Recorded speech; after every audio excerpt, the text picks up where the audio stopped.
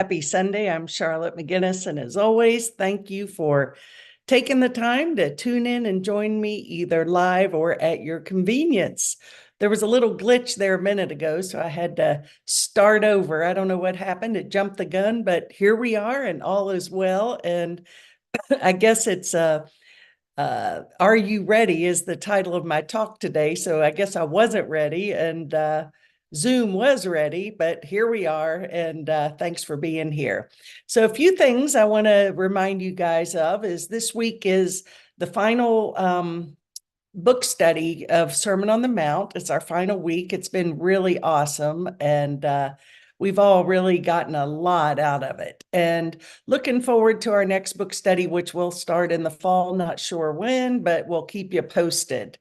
Also, Wednesday at 5 p.m., I'm really excited about my guest, Claudia Parkhurst. We've been friends for 30 years plus, met in Florida many, many years ago through the Palm Beach Center for Living and other spiritual enterprises in the area. And she and her husband, Bill, moved to Ocala, Florida. They have a beautiful horse farm and just do a lot of neat work. And I think you're going to have fun with this. And I'm looking forward to it. I know we'll have a great time. So 5 o'clock on Wednesday. Also, Course in Miracles, always on Fridays at 11. All are welcome to join us. Just reach out to me and I will be happy to include you, or you can find the link on my website, charlottemcginnis.com.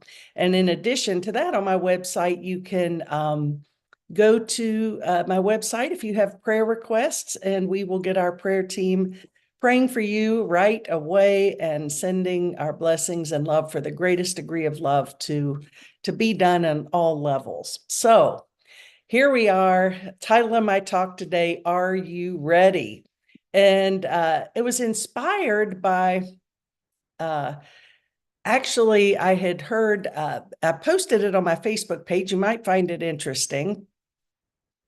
Greg Braden, I love Greg, as you know, and he and three other folks have a little conversation group. They get together every couple of weeks called Quartet, and they just talk about all things interesting in the world, and they're all kind of different, but they bring a lot of great substance to the conversation. And this past week, they had shared some things that I was like, whoa, okay, cool, wow. So I wanted to, it really made me think, we need to be ready. And we're going to get into that. What does that mean? Why do we need to do this? But before we get there, I want to talk about different levels of being ready. For example, like when Ellen and I go out to dinner to the store, Ellen, you ready? Usually I'm in the car waiting, but Ellen. So anyway, that's one aspect of being ready. Are you ready for the Masters coming up this week? Are you ready for the big day? It could be a wedding, a graduation, a birthday party. Oh, are you ready for your vacation? Are you ready for your new job, or even getting ready for a new guest, or for not new guests, for guests, right? This week we have, I have my good friend Susan coming in and her son. They're playing in a tennis tournament in Nashville. By the way, Susan and Chris have won the national mother-son tennis tournament.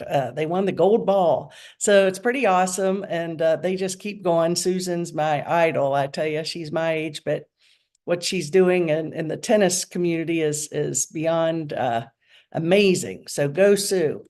And we always have a good time when we're together. And so, yes, I'll be ready for them as well this week. So, we're humans, human beings, or spiritual beings having a human experience. We've all heard that, correct?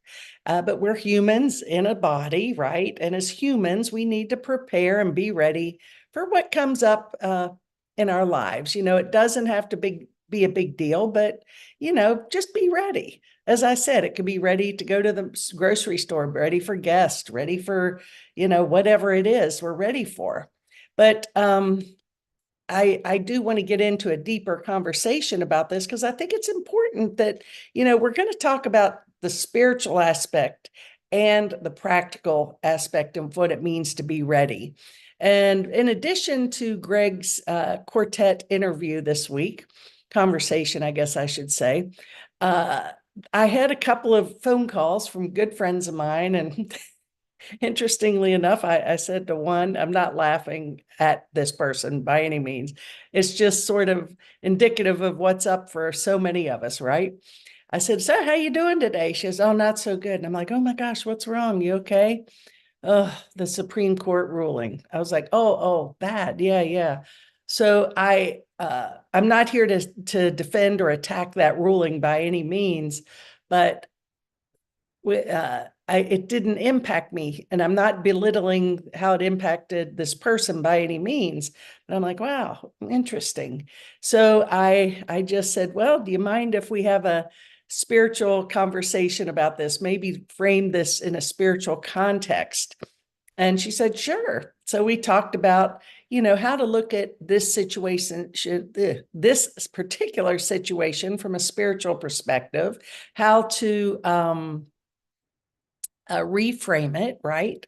And to understand the power of our fear and our negativity, as I always talk about, going out into the quantum vibrational field universe, is every negative or positive vibration is having an impact on the collective, right? So if I'm angry and afraid and judging and taken aside, I am making that what I don't want more real. So we have to learn to neutralize, strengthen our vision of what we want, okay, and focus on that, put out the vibes of love, and ultimately surrender to be guided to do that which is the greatest degree of love, which I don't think we've done too well with our human mind. I think, as Einstein says, the minds that have created this mess are not going to be the minds that fix it. We need to tap into a higher consciousness, which is our God mind, our Christ mind, that which has the totality of all intelligence. And we need to go more there than we do into our little opinions and judgments and so on and so forth. Because I think that so much of what we're going through right now is the gig is up. I mean, there is just like, whack-a-mole. Everything, you fix one thing, something else pops up, right? This is a spiritual opportunity for us to go deeper, to heal, to reflect, to really look at where I'm still charged. Where can I send love? Where am I still judging? Where am I still afraid, right? Where many people, I'll include myself in certain situations, we're challenged, we're upset, we're angry, and certainly afraid of losing, okay, or afraid of what could happen.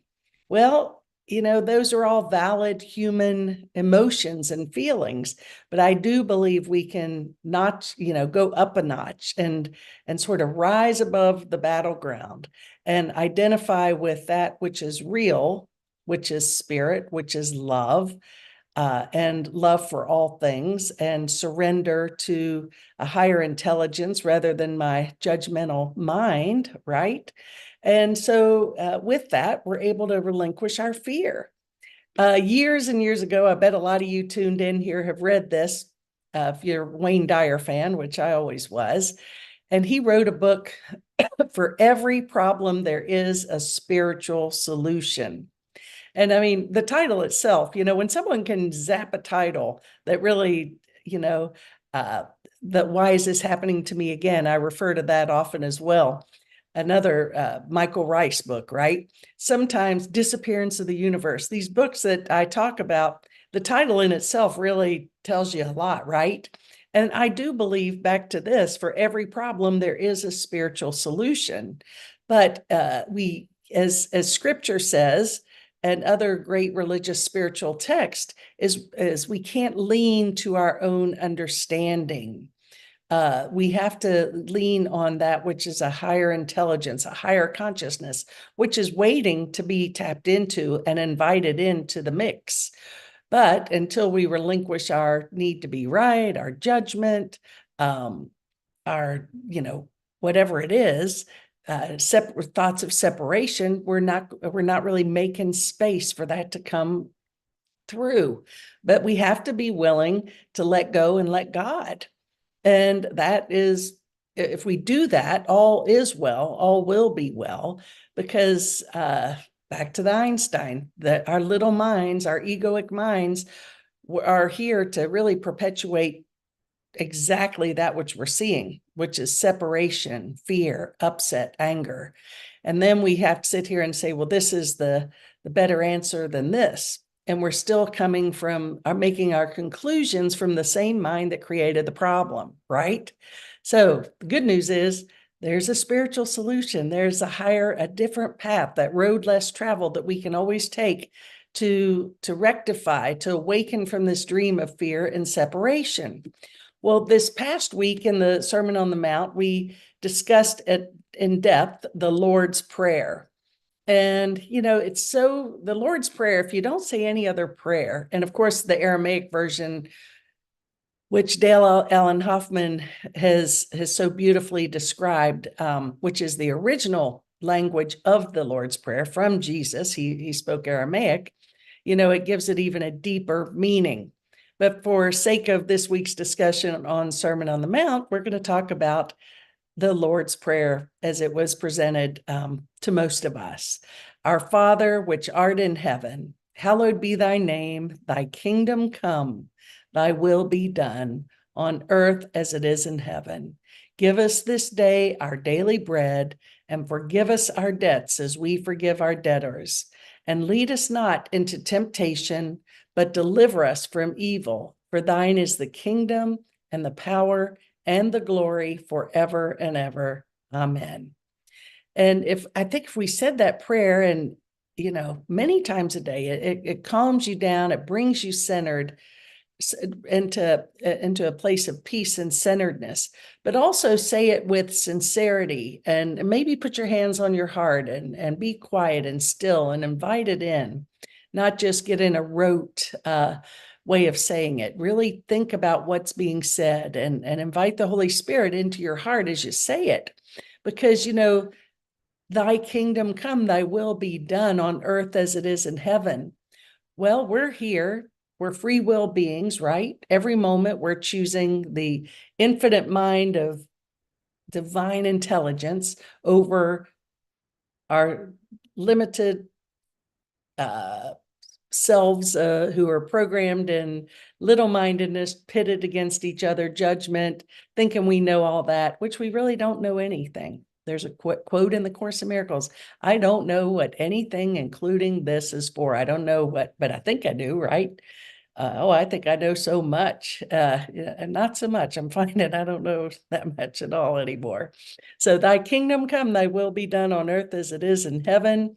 If we just, what we're here to do is to ground that love into everything we do.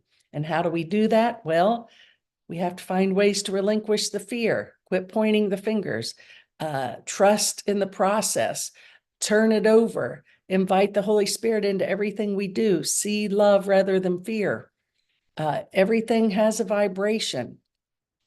Give us this day our daily bread. Well, our daily bread is our sustenance. That's our spiritual food, our physical food, everything.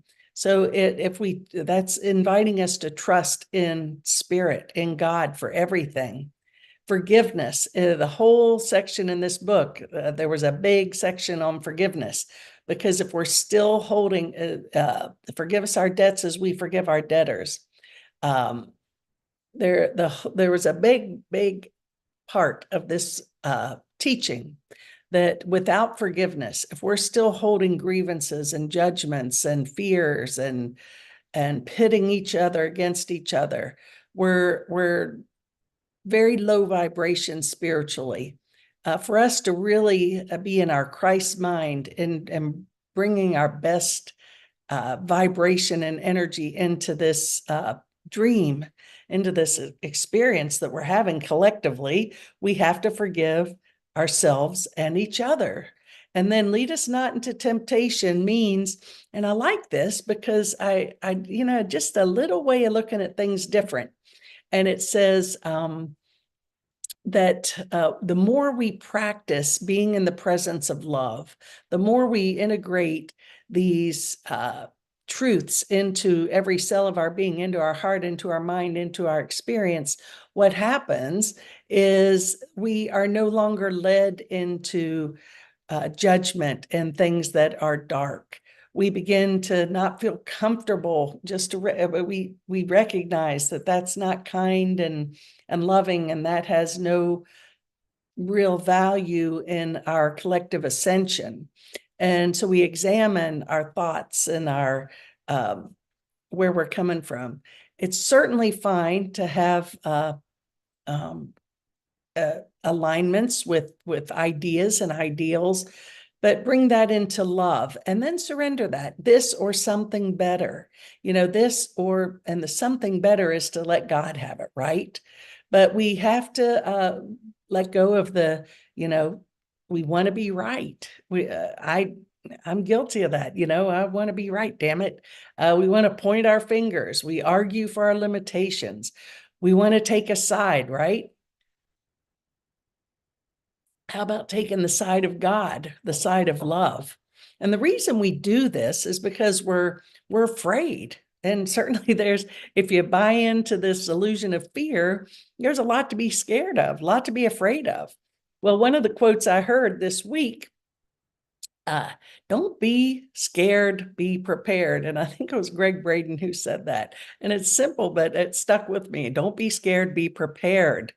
So the real power that we're all here to recognize is being able to stay in peace while being surrounded by ungrounded people and ungrounded situations.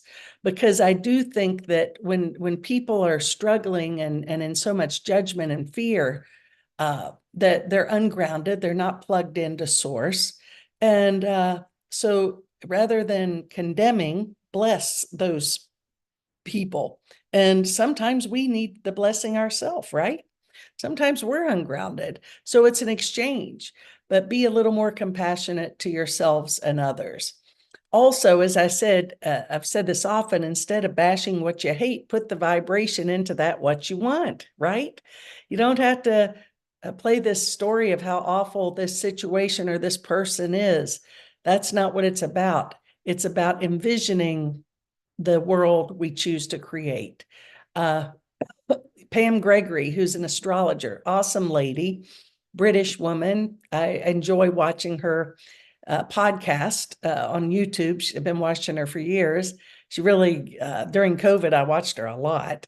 And she has ongoing meditations, which we come together to envision the new world. Now, she's not the only person doing it, but I just was reminded today that she has one this afternoon.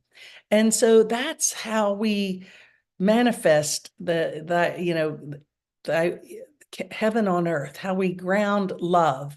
We're coming together to envision the new world. And so we're focusing on that which feels good, which unifies, which is empowering, which is kind and loving. And we're surrendering it to the infinite mind to guide us on how to get there. And we're not giving energy to that which we don't like or that which we're afraid of. I know that, for example, I was talking to my sister. A friend of hers has a health condition right now. By the world's judgment, it's serious. And she had recommended that he watch the movie Heal, which, if you're dealing with any physical condition, little or big, because it's only our judgment that makes it so, right? There's no order, difficulty, and miracles. But that movie gives, that little documentary is so well done, and it gives so much hope to realize that we have so much more power than we've been led to ever accept or believe. And that with this, we can overcome more than we ever dreamed of. And so if you're dealing with anything physically, or someone who is, it's HEAL. It's a documentary. I think it's available on Netflix. It has been. Just do a search. It's fabulous. I would definitely recommend it. So on a practical, well, what do we do? There's a lot of chatter out there. As you know, I watch lots of podcast. I speak on everything. I mean, you name it, I'm on it. And I watch it just through discerning, interesting. I don't really attach meaning. And if someone says something, it's not like I don't take everything for gospel. I just let it filter through, my heart and what feels good to me today. I sort of go with. I rarely get agitated from it. I learn from these things, or sometimes say, it doesn't make sense, and just let it go. I don't have to make it wrong. I don't have to say you're crazy.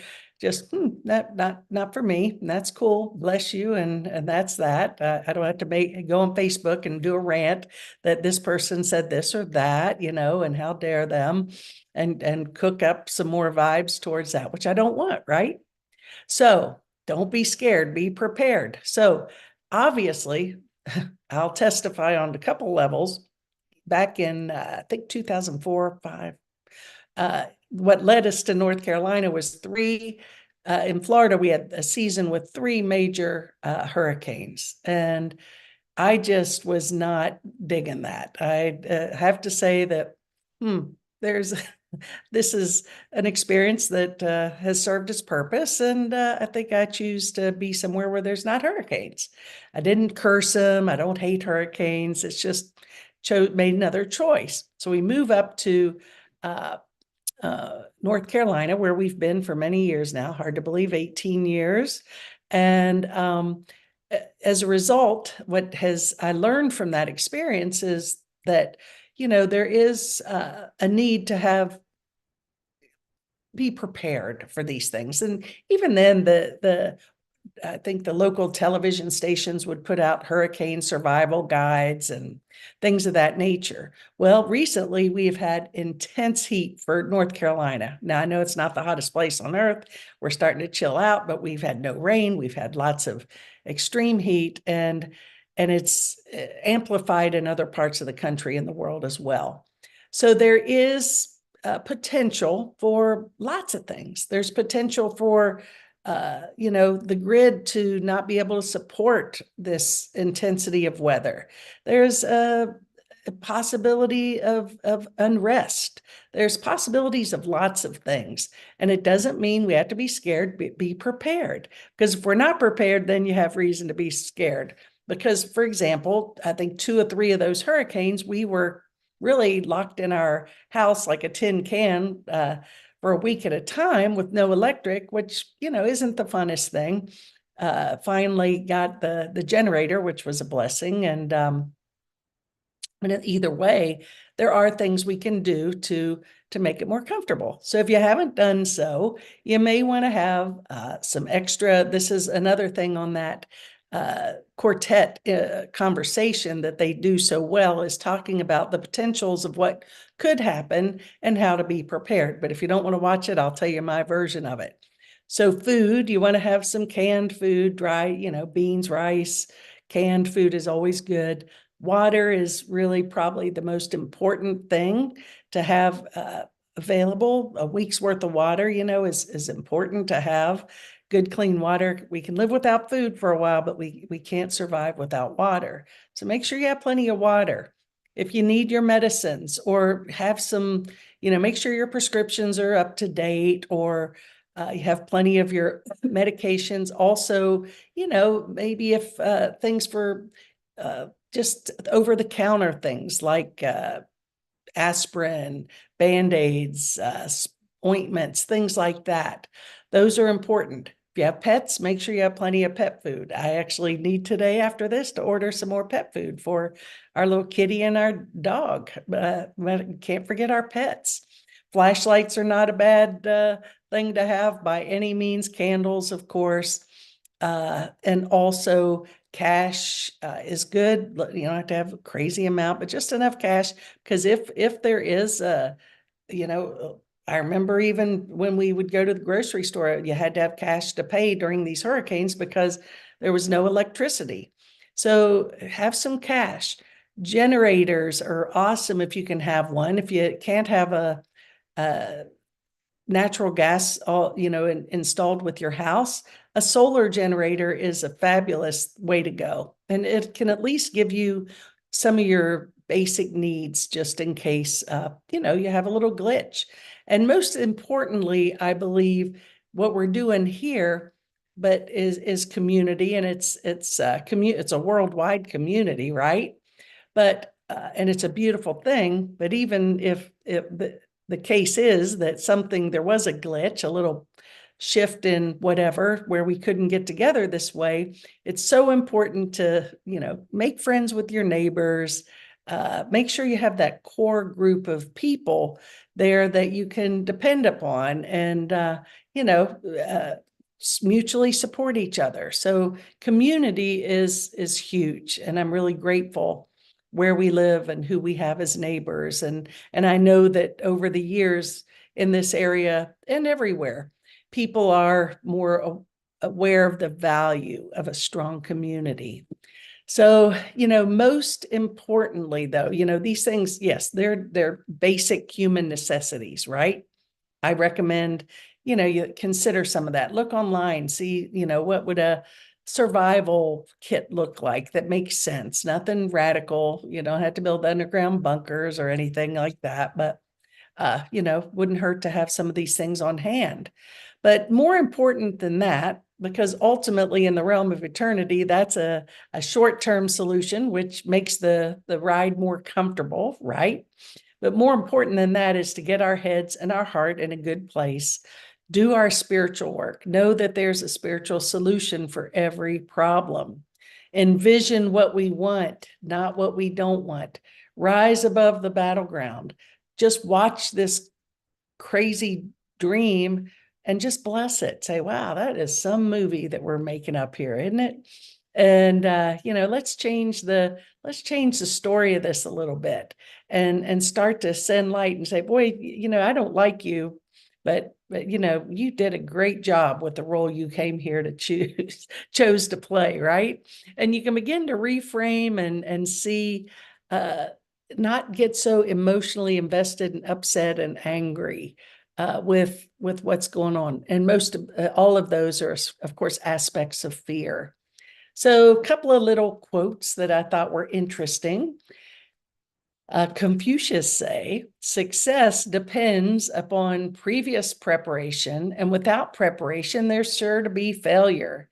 So just be prepared. Don't be scared, be prepared. Because if you're not going to be comfortable. And why not just, if there's something you can do to be a little more comfortable when there's a bump in the road, why not?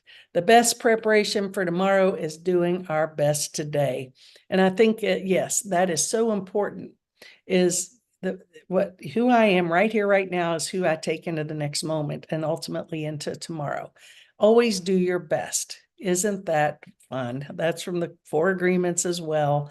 When we do our best, rise above the battleground, heal our hearts and mind, we're really infusing the matrix with love over fear.